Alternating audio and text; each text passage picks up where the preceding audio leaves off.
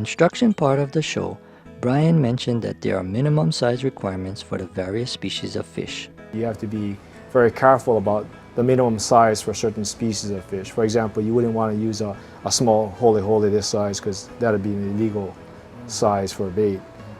So whether you're going to keep the fish for consumption, or even if you're just going to use it for bait, you need to know if the fish you caught is of legal size. Rather than referring to the fishing regulations book every time you catch something, we found an easier method of checking to see if the fish we catch are legal. The kapu stick is available at most fishing and diving supply stores in Hawaii and is very easy to use. Just match the fish you caught to the corresponding line on the chart for the same species and see if yours is a keeper. If you go hiking along the shoreline, the stick can be laminated and taken along for quick reference checks. With the continued decrease in the number of nearshore game fish, let's all try and practice some conservation and throw those small buggers back. Everyone has seen those black ahama crabs out on the rocks. What a lot of people don't know is that those things make really good bait. You can either hook them on dead or rig them live and use them to catch almost any nearshore game fish. This bait works especially well for fish like kanepu, moi, and mu. So if you're trying to catch these particular fish and you try ahama crab and can't catch any, that means that there aren't any around. This rigging method keeps the crab alive and makes it last a little longer on the hook.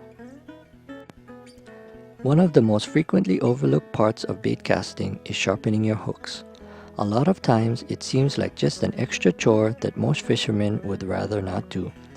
Tuna circle hooks in particular seem to be pretty dull out of the box. You can take a hook sharpening file and make a point pretty sharp in just a little while. The problem is that once you toss the hook in the ocean with the bait on, the tip will start to rust because hooks are made of coated metal and sharpening removes the protective coating. Here's a couple of ways to stop the rust from eating away your sharpened hook point. First, you can use a Sharpie pen to coat the tip of the hook. The ink is a quick method of preserving that point. A second method that I like better is to sharpen the hooks at home and give them a dip in corrosion block. The good part about this method is that you can do it at home and the coating lasts a long time. It's probably a good idea to keep a Sharpie pen and a can of corrosion block in your tackle box. You never know when you'll need them, and they have many uses. During the summer months, everybody loves to use Oama for live bait.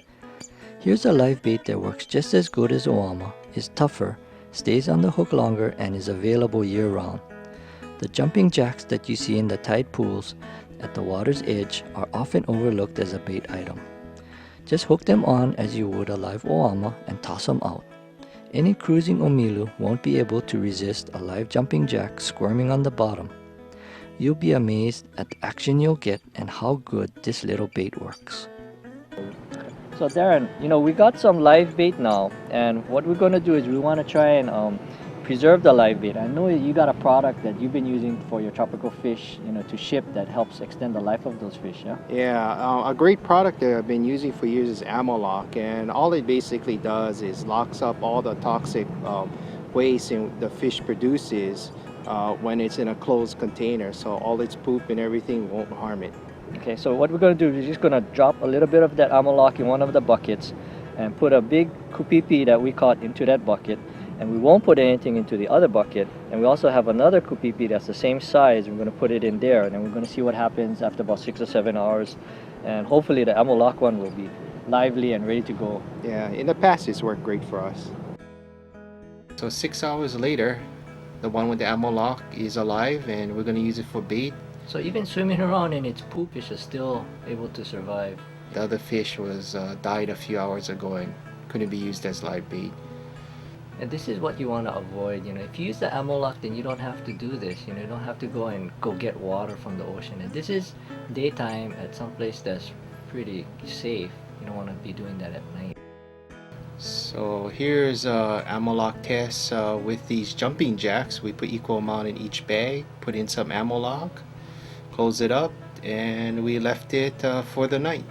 Yeah, one with Ammo Lock, one without Ammo Lock. and check on it in the morning, about 6 hours later. So 6 hours later, the one ammo lock, all the fish are nice and lively, ready to be used as bait, and the one without ammo lock, they're definitely sleeping for a long, long time. They're not sleeping, they're dead. Oh, okay, okay. Definitely can't be used as bait. Yeah, what you want is keeping them. What you want to do is keep them alive. So if you got them in a bucket with an aerator and ammo lock, they're in good shape for the next morning. Well, that's all the time we've got for this show. Hope you enjoyed it and hope you're able to pick up something new to use to catch more fish on your next trip. But let's remember that we're all stewards of the ocean, so let's all do our part to maintain the marine resource.